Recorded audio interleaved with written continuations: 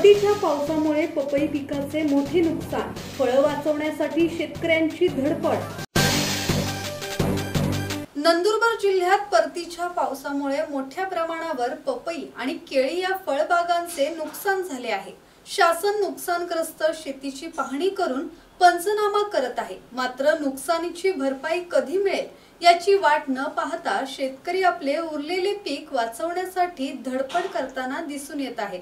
नंदुरबार तालुक्यातील चोपाळे गावातील शेतकरी जगदीश माळी यांनी आपल्या 4 एकर शेतीमध्ये पपई पीक लावले होते, परंतु परतीच्या पावसामुळे या 4 एकर पपईमधून जवळपास 3 एकरच्या वर पपई पिकाचे नुकसान झाले आहे।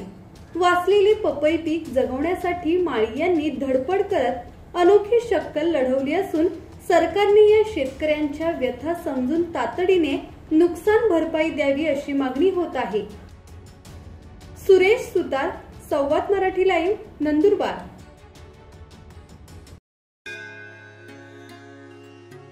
श्री गणपती संस्थान महड, तालुका खालापूर, जिल्हा रायगड। श्री वरद विनायकाच्या भक्तांसाठी भक्त निवासाची सोय, स्वच्छता आणि 24 तास गरम पाणी, सीसीटीव्हीची नजर। आगाऊ नोंदणीसाठी संपर्क करा 02192 26 69 12 72 76 47 38 54।